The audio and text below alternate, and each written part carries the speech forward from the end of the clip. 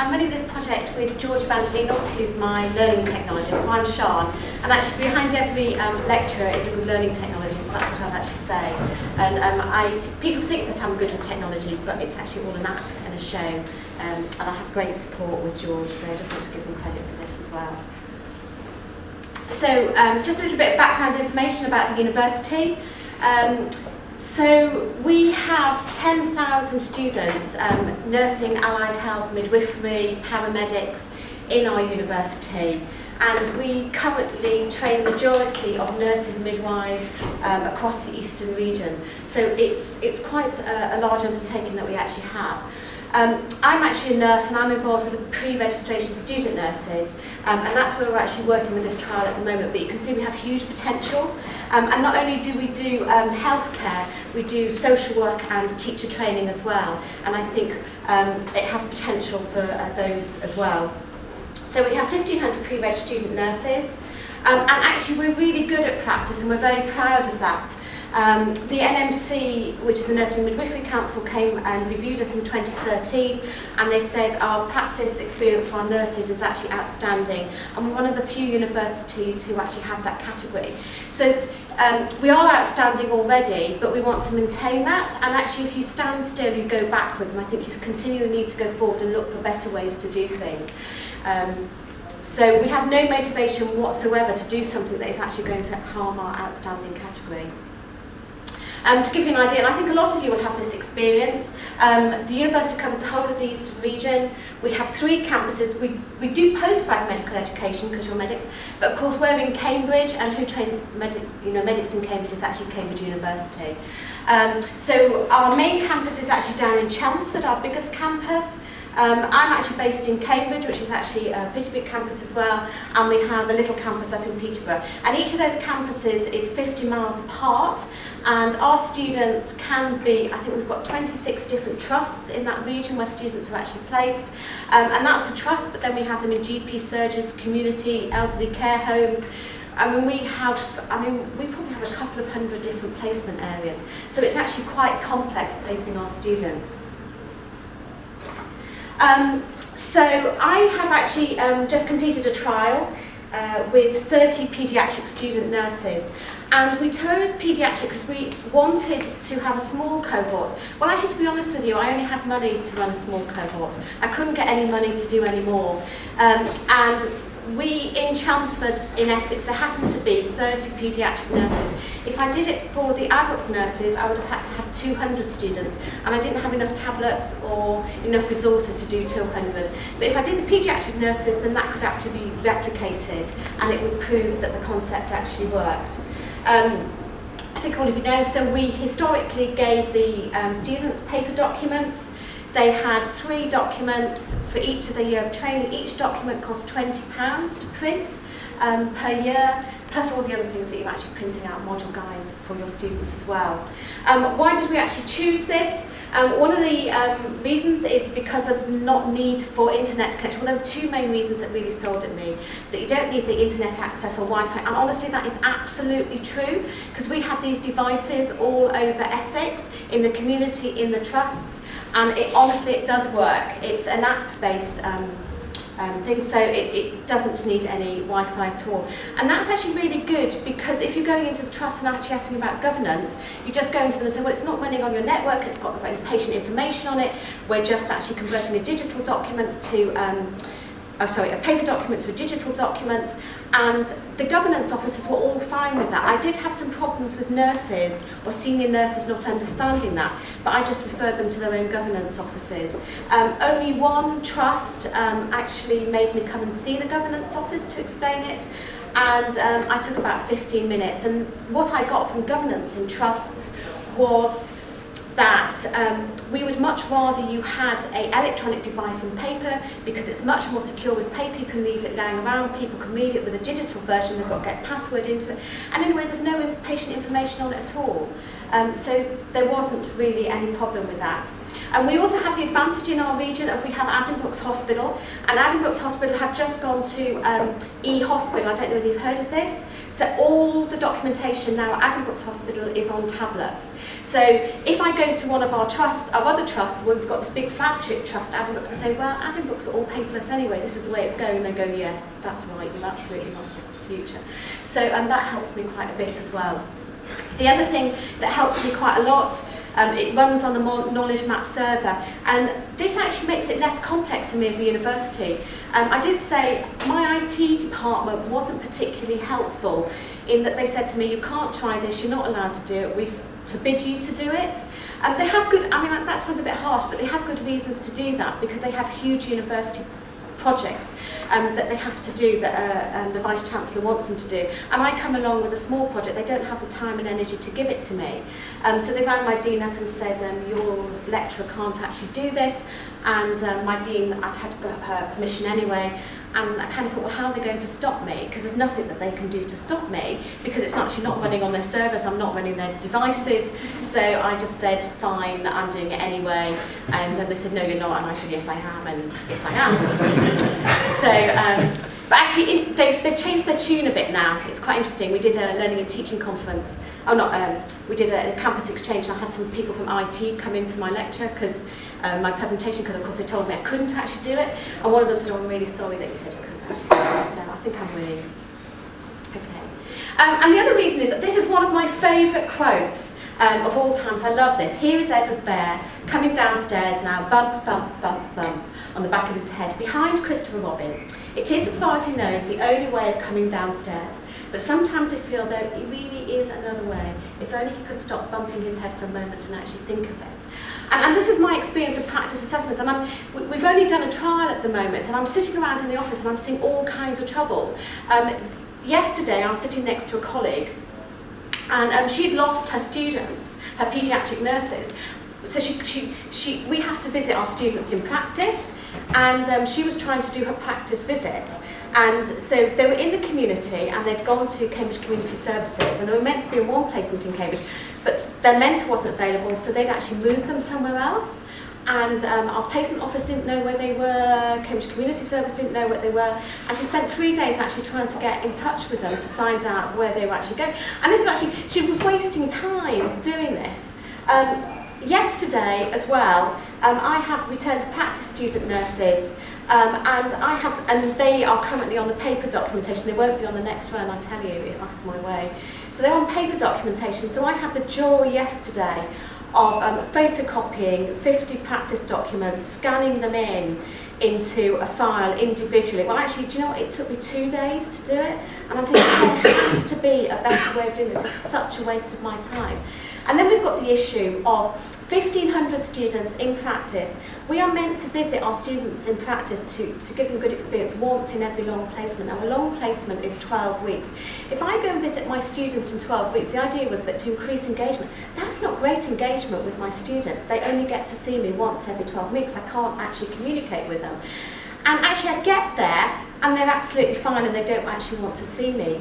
The beauty of using my progress is we can identify which students are struggling in real time and target our efforts to go and see them. Get that engagement and communication from sitting at desk. Think of the money we can actually save on petrol, travelling, and actually, if we can identify one student nurse who is failing, intervene, stop them early, we get £7,000 per year per student nurse. So if we actually say one student nurse in 1 year, or, you know, that's actually half the cost of my progress for actually our whole cohort. 2 student nurses, and we've actually paid for the app, haven't we? So actually, it actually sells itself very easily when you actually talk in these terms. So there's lots of frustrations. I'm sure you can actually think of the frustrations that you actually have with your practice assessment as well. And I'm sitting in the office, you know, constantly now at the moment thinking, yeah, I know there's a better way of doing this. Yeah. So the other thing is that you can actually complete it on a computer as well. It doesn't have to be on a tablet.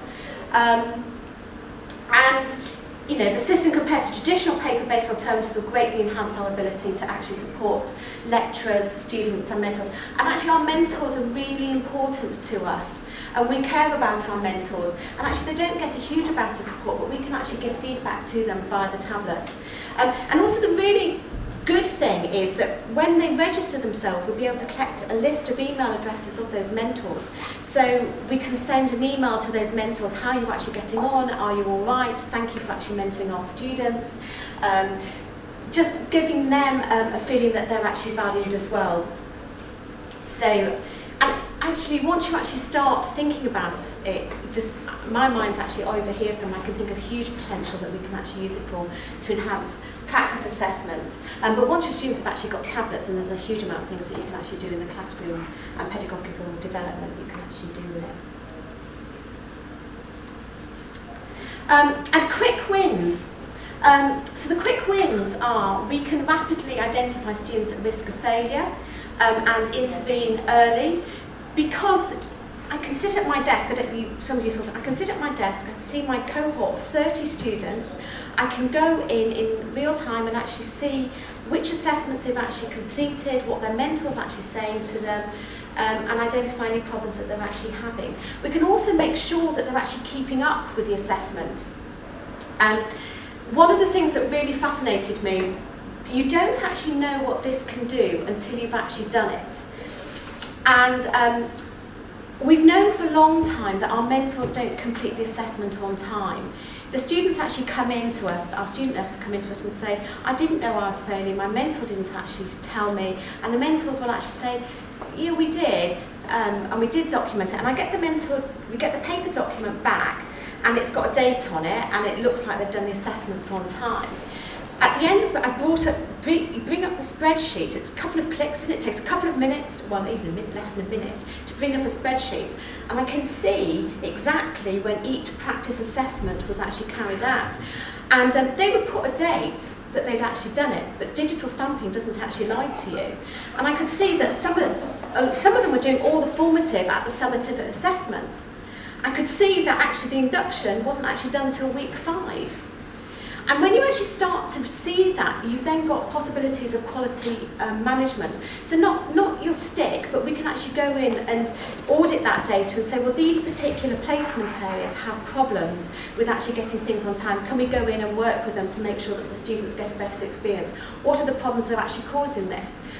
There's possibilities that you get automatic reminders. So, you know, for our students, there's usually 3 points that they have to complete things in practice. During the first week, at midpoint for formative and at the end point at summative. If they don't actually complete the induction stuff at the end of the first week, we can get a reminder sent out to them. We can actually send a reminder to their mentor, this needs to be actually completed, and find out if there's any actual issues.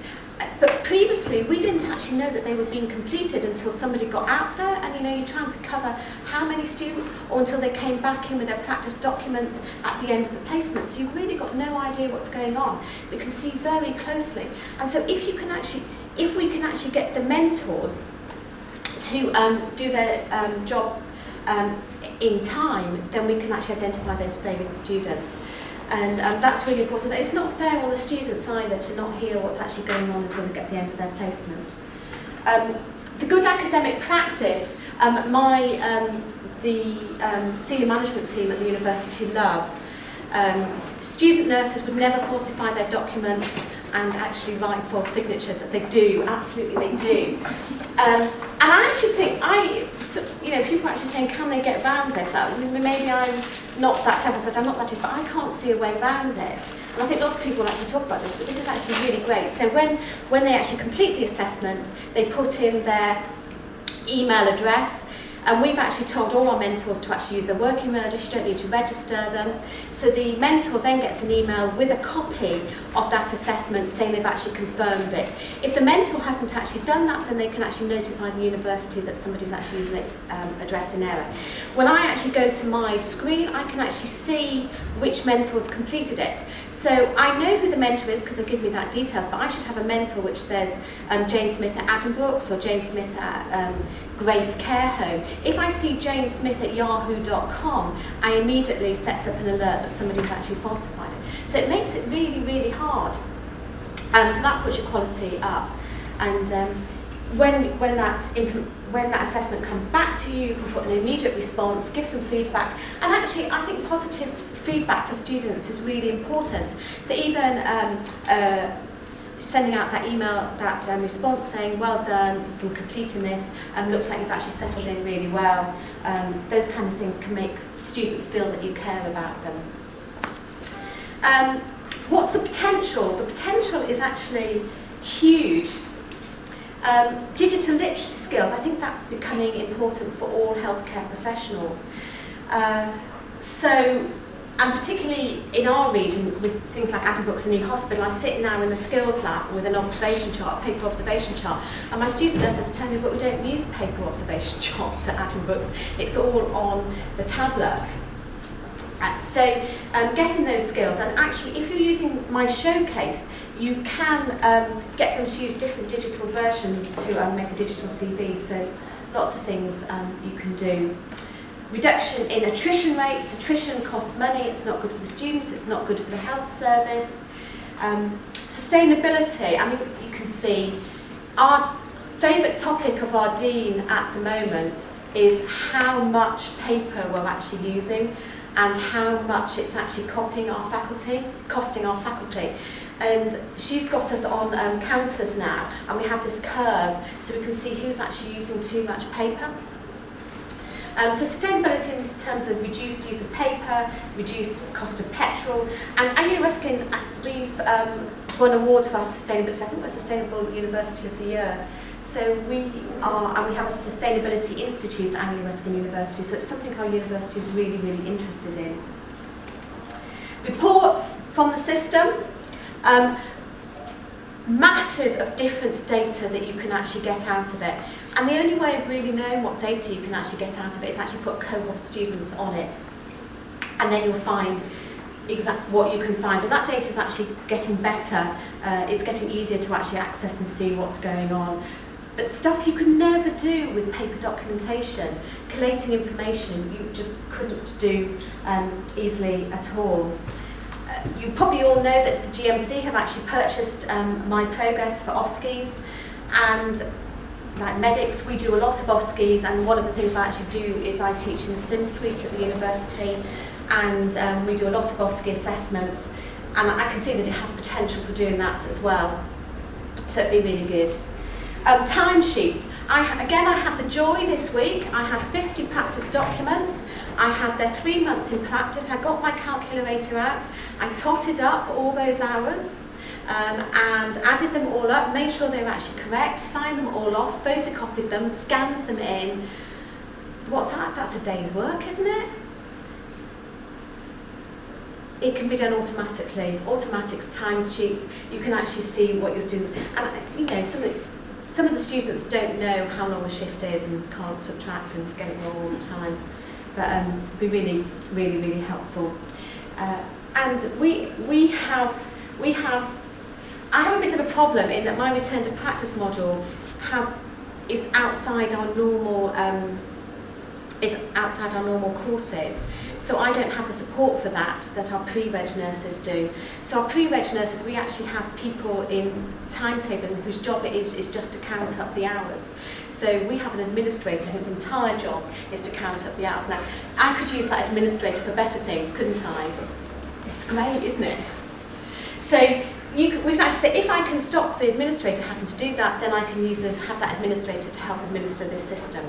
So things that you can actually do. And I think that's probably a more interesting job for them as well. Great. And evaluations, practice placement evaluations, they get a placement, they don't necessarily get completed. And we have to collate that information. So at the moment they get a paper document, they bring that back in, that paper document actually goes to the educational champion. The educational champion takes all those documents for 15, well, the students in her placement area, maybe a couple of hundred students. Then what she actually does is she collates all that data, gets all the actual, so she's got some nice spreadsheet and some graphs about actually what's going on in her placement area evaluations, automatically done, saved time, brilliant. Yes, and employability. You'll be seeing more about my showcase later, but the potential for actually creating CPD portfolios on my showcase is fantastic. And talking about this with trusts, the trusts are actually quite interested because you can push and pull, is actually pushing adverts for jobs. Because with nursing, it's really hard to actually recruit good nurses, but if they can market themselves via it, then they can actually potentially get some good candidates. And you can actually bank up your assessment tools and get increased sharing opportunities so you don't have to repeat things. That's my demo, but I'm not going to do it because it will take too long, I think. But if you want to have a catch me up at lunchtime a bit, I can show you some bits. I have to say, if I'm being honest, this wasn't easy, and I have made mistakes. So I'm going to actually share some of the challenges and the mistakes that I actually made. So hopefully you don't actually make the same mistakes. And if you don't believe the company about things, hopefully you'll actually believe me, because I've got nothing to actually gain from lying to you. So clinical governance. Clinical governance wasn't an issue in terms of the governance officers, but it was an issue with some of the senior nurses who don't understand. And it was just getting them reassured by the governance officers, and it wasn't particularly hard. One of the biggest problems I actually had was device storage, is the trust. The student nurses aren't allowed to take tablets into practice, and you know, in Cambridgeshire we've had the problem at Addenbrooke's with, you can imagine this is in paediatrics. I was doing my trial in paediatrics and they're taking tablets, and the tablets have got a camera on the back of them. And we all know what's actually been going on at Addenbrooke's Hospital, what did actually go on. So there were some concerns about the camera on the back of the tablet. And what I said, and you have to just be convincing about it, what I said is, look, if there is a deviant professional in your organisation, the fact that we're giving them a tablet is not going to make any difference. They can have an iPhone in their pocket, they can have a pen, they can actually do things. You're not going to stop them by not giving them a device. They will actually find ways. And our students, nurses, we've made them sign an agreement that they would adhere to the NMC Professional Code of Conduct, that they wouldn't record any patients, and in fact if they did, that would actually be a disciplinary and serious offence, and they understand that very clearly. But there is nowhere for nurses to store stuff, or student nurses to store stuff when they actually get into practice, and that's an issue I'm going to have to look at. And some of the wards are actually saying, well, we don't want them to bring these devices in. But actually, that's not necessarily an issue, because they can access it by computer as well. I don't even know that you necessarily need a tablet. It's in our community areas, I think you do. But if I have a practice area that actually says, we really don't want to bring them in, I say, that's fine, you can just do it on the computer in the trust. And that will actually solve that one. But that's something I'm going to have to work on. Student understanding of the practice assessment. Now, this is one of the mistakes that I actually made. All I did is I took our current practice assessment and I converted that to a digital version. So I didn't change it, of course, and I'm sure that's the same as for medicine. It's a validated document by the Nursing Midwifery Council. I can't change it without getting it revalidated, so I'm just not allowed to do it. And in fact, it worked really well, so there was no reason to do it, and it was part of that outstanding category for our practice document. So I didn't want to change it, and I didn't. It might look a bit different, but it is essentially the same document. And so I went and did some training with the student nurses, and I made the assumption that I was training them about how to use my progress, and the tutor would actually talk them through how to complete the practice document, which is what the tutor's job is, because it is essentially the same document. In fact, that didn't happen. So I started to get emails from students asking me things like, which documents am I meant to complete when? And I had actually put dates on it, and what am I meant to do, and what is the practice assessment about. And what I realise now is you need to actually tie in understanding of what the practice assessment about is actually use of my progress. And that should have been obvious, of course, but you know, sometimes, as I say, I'm not as bright as I may appear.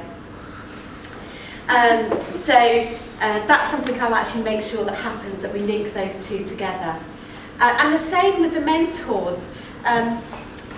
We do mentor updates, so all our mentors have to do an update every single year on our practice assessment. So we have teams going in doing this mentor update. And so they all, and we have a register, and we keep a register of who's been updated, so they all know about our practice document. But what I hadn't actually appreciated is actually quite a few of the mentors didn't actually understand the practice document either. So and it wasn't because it was on the tablet, they just didn't know what was meant to be completed. The experienced mentors just went in and said, oh, this is actually great, it looks just, I can see where it actually is, and could make sense of it, but some of our junior mentors couldn't. And the problem is, if your mentors are not happy, your students are dependent on the mentors to actually pass. So if your mentors aren't happy, then they will influence your students negatively as well. Because your students will do anything to keep your mentors happy. So one thing that is actually figuring out how to make sure the mentors are really happy and supported is very important. And we have 5,000 mentors. So it's not an easy job. Academic engagement.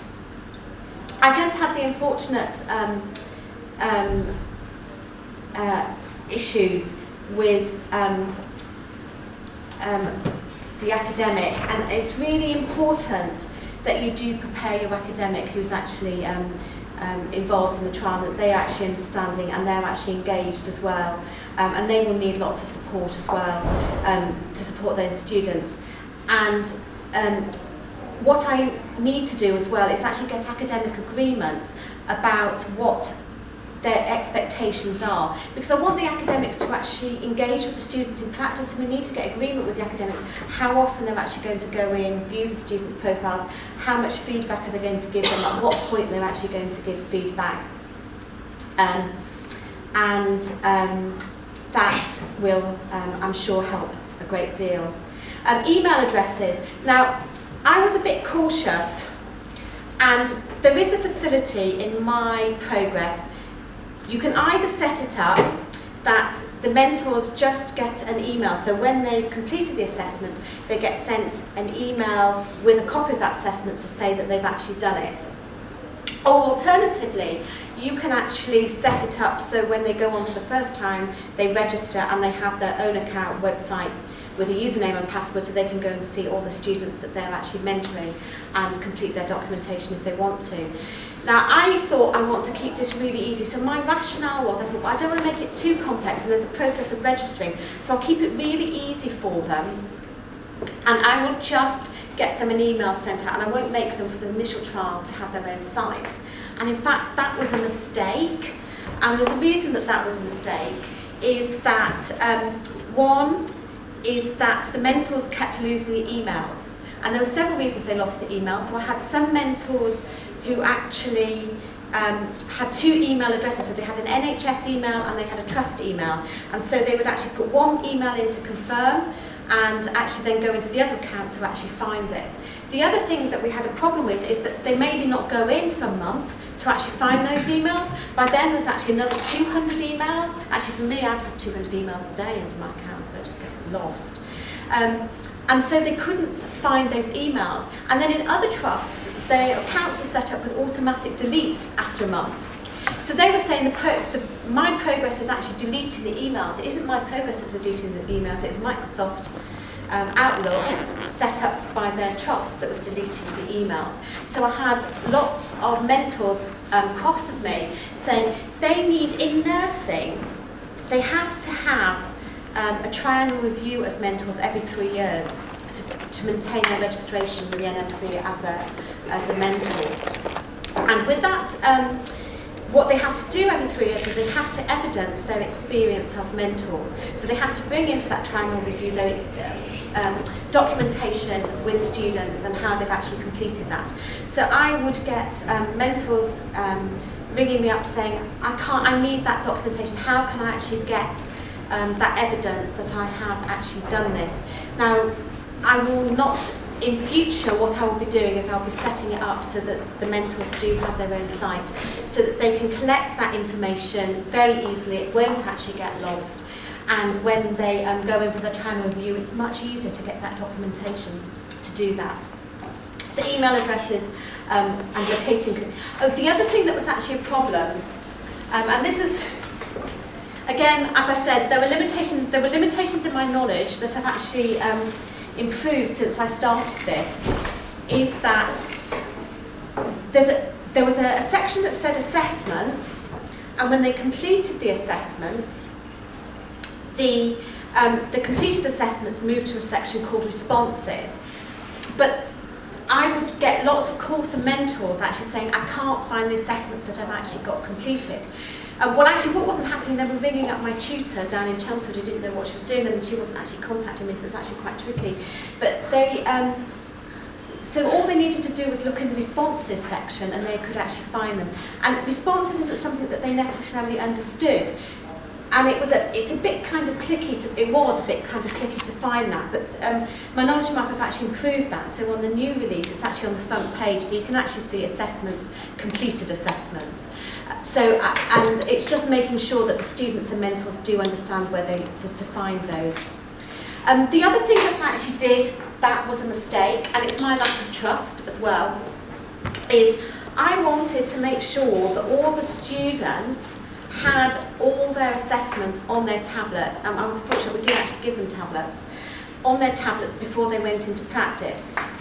So myself and my learning technologist, Georgia, went into a classroom, we got them to download the app, we made sure that all the assessments were downloaded on their tablet before they went into practice. Actually, that was because I wasn't particularly confident that when I sent things out, they would actually get to the students. You know, you kind of lack trust, don't you? Trust me, it will get to the students, it'll be absolutely fine. And that was a mistake, because they had 25 assessments to do, and I had got them nicely in order when this is completed then, this completed then, this completed then, but that still confused them. So what I will be doing next time is, because I now trust the system, is I will be sending the assessments out in 3 lots. So my plan is to send the induction resources before they go into practice. And then that should be completed at the end of the first week. At the end of the first week, I'll send out the assessments that needed to be completed by midpoint. And at the end, midpoint, I will actually send out the assessments that need to be completed by the summative assessment at the end. And we could actually remove those at that point, but I think that might be a bit harsh, but we need to actually think about how we manage that. But they can actually put them in favourites documents, and they've actually made the flows of that better as well. So I think that will help this, with actually knowing what needs to be completed when, for our students and our mentors, and actually make things much, much simpler for them. So where are we actually going? If you think that I've had this easy, honestly, I haven't had this easy, and my knowledge map actually know this. I started this journey about 2.5 years ago, and my knowledge map actually came down to speak to our senior management team. What actually happened is I was acting director of teaching and learning, and one of our national teaching fellows, our only national teaching fellow, sent me an email saying you should look at this, Sian, and so that's how I got in touch with the company. And they came down to speak to our senior management team, who loved it, didn't they? And our dean said, we want to do this, and we should actually go with this, and I said, great, and I was asked to write a proposal, so I wrote a proposal, and I rewrote the proposal, and I rewrote the proposal, and by iteration 10, I was correcting the errors that had already been corrected by the dean, and I was getting a bit frustrated, and I was thinking, are you actually going to write the cheque for me? So I kind of thought, well, I need to think differently about this, because you're keen, but why aren't you actually giving me the money? So we have a learning and teaching project fund. So I applied for a learning and teaching project fund for £3,500, which is the maximum amount we could actually get. At the same time, we did a little canny thing. George, my pal George, applied to the same fund for, he called it a digital literacy project, but actually the money was going into this just the same, and it was a different name on the proposal. So we actually managed to get 2 lots of £3,500. And then I had another bit of luck, is the funding from the previous year had actually been underspent, and I was in a meeting, and Annual Learning and Teaching said, we've got £24,000 underspend. We can give £6,000 to a faculty if you can come up with a proposal quickly for a project, otherwise the money's going to go. So I actually kind of worded it differently, made it sound like a different project. So I've actually got 3 projects running with Anglia Learning and Teaching. So I managed to get a scrape, and it was scraping, and by that time I was about £2,000 short of the money that I actually needed. At which point we'd got a new dean, and I went back and I said, you know, look, be fair, I have managed to raise this amount of money without actually on the faculty. Surely the faculty can give me the £2,000 difference to go with this. And they did. Oh, the other thing that I actually did is, I did need about another £5,000. We have a university teaching fellow, so you can actually apply for a uni teaching fellow, and the university teaching fellow actually requires gives you £5,000 of funding to run a learning and teaching project of your choice. And I thought, you know, I'm going to apply for that, and actually I don't stand much chance in actually doing it. But I did have the advantage of the dean, the associate dean actually realised what I wanted the £5,000 for, and said, I don't care whether I get the fellowship or not, but that would be nice, it would be nice. But I want the £5,000 to actually run this project. And so she had to write me a reference, and she wrote me a stonking reference because she wanted me to get the money. So that's been a bit cynical. So I got a university teaching fellowship out of it as well, which has been very good. So that's my journey. So it's actually been getting small pots of funding, which I've actually had to hunt out myself really, and really work very hard to get.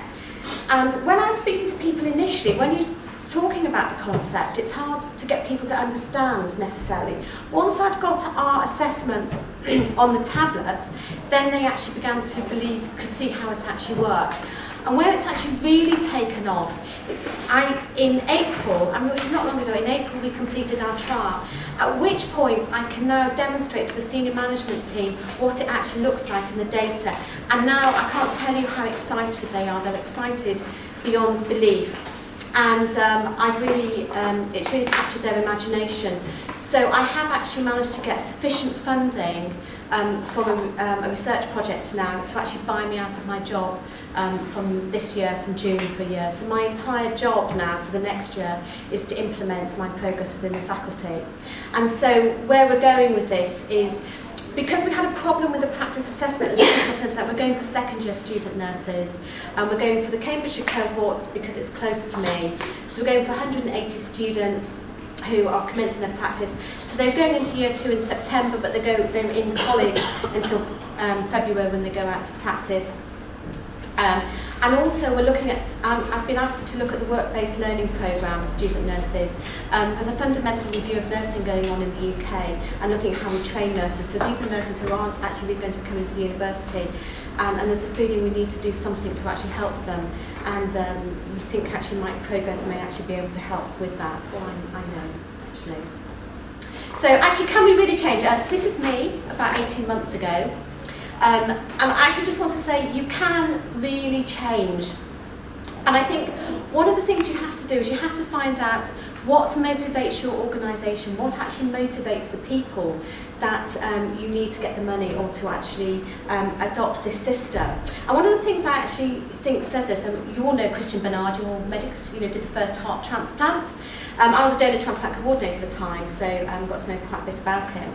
And when he was talking about transplantation, he said, would you jump into a crocodile-infested river? And you probably wouldn't, but if there's a lion chasing you, then you would. And he was saying that same about a heart transplant. Would you actually agree to do it?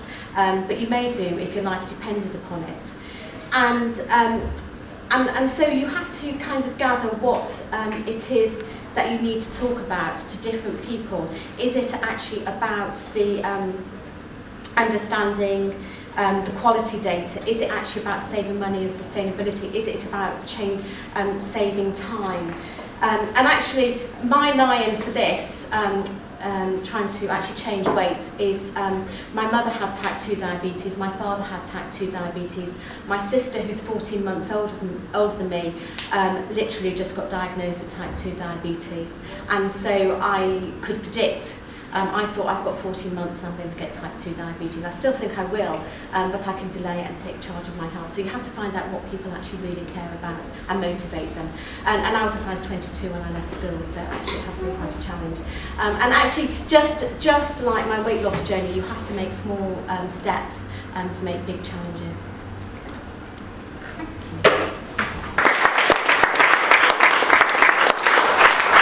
Thanks, Sharon. Do we have any questions for Sharon at this stage? Just a technical thing. Do the assessors, the mentors, have to respond to those emails? Do they have to acknowledge that they've seen? No, what we've actually asked them to do is if they get an email and they haven't completed that assessment, we have an educational champion in each clinical area to contact their educational champion. So they only have to respond if there's something untoward.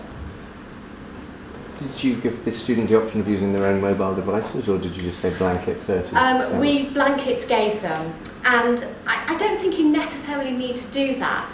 I think and we go round and round in circles in this, I think just because to help our mentors that they've only got one device. And actually, we are going to be giving devices in the extended trial, one, because I'm fortunate I have the money that I can do it, and secondly, because we're actually thinking beyond this, we're thinking about actually pedagogy and using it in the classrooms, and if the students all have the same devices, then we can actually teach them things in the classroom as well. But if you haven't got the money, I don't think it's necessary. And actually, I don't even think it's necessary anymore to actually even have devices. If you really don't have, if you're really running on a tight budget, the way I actually think now is you could actually just run it potentially on the computer. Which devices did you get there? We actually use Samsung. I've got one there, so I can show. We use a Samsung Galaxy tablet, but we are going to be using, for the extended trial, we're actually going to go over to iPads because the version 1 is now just as cheap. So the iPad 1 is actually now just as cheap, and you can actually do much more with it. But those devices cost £100 each.